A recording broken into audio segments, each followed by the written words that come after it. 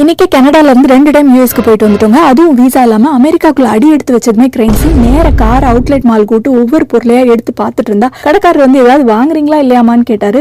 நம்ம எதுவுமே வாங்க வரலன்னு நம்மள தவிர வேற யாருக்குமே தெரியக்கூடாது. நம்ம சும்மா தான் சுத்தி பார்க்க வந்திருக்கோம், அவருக்கு தெரியாதுல்ல. எல்லா ஐட்டமும் சீப்பா இருக்குங்க அப்படின்னு சொல்லி ஏதோ சமாளிச்சுட்டு வந்துட்டோம். நயகரா பார்டர்ல அமெரிக்கா சைட்ல ஆளே இல்லைங்க. இதுவே கனடா சைட்ல போய் பாத்தீங்கன்னா ஜேஜேன்னு இருக்கும். யூஎஸ்ல காரை பார்க் பண்ணிட்டு கால்நடையா கனடா சைடு நுழையும் போது சைட்ல பாக்குறேன் யூஎஸ்ல இருந்து 7 மீட்டருக்கு இழுத்து சவர கட்டி எல்லாரும் ஏறி எட்டி பார்த்துட்டு இருக்காங்க. பாவம், அப்ப கூட அவங்களுக்கு ஒழுங்கா ஃபால்ஸ் தெரியாதுங்க. இதுவே கனடா சைட்ல கொட்டுற அருவியை பார்த்தா கண்கொள்ளா காட்சியா இருக்கும். திரும்ப ரிட்டர்ன் நடந்து யூஎஸ்குள்ள நுழைஞ்சோம். கனடியன் பாஸ்போர்ட் இருக்கிறதுனால வீசா தேவையில்ல. பார்டர் ஆஃபீஸ் டாடா காமிச்சு அனுப்பிச்சு வச்சாரு. கார்ல ஏறி வரும்போது செம்மையா பசிக்குதுன்னு சொல்லி ஒரு ஷவர்மா ஷாப்ல நிறுத்தி பிரியாணி ஷவர்மா ஆர்டர் பண்ணி சாப்பிட்டு முடிச்சிட்டு சைட்ல பாக்குறேன் ஒரு பையன் குடுகுட்பாண்டி மாதிரி டப்பாவை எதுக்குடா இப்படி ஆட்டுறான் அப்படின்னு யோசிச்சா அப்புறம் தான் தெரியுது அதை மிக்ஸ் பண்ணி தான் சாப்பிடணும் போல இருக்கு. நான் இது தெரியாம biryani, fried onion, cashew, chicken, shawarma sauce எல்லாத்தையும் தனித்தனியா சாப்பிட்டு முடிச்சிட்டேங்க.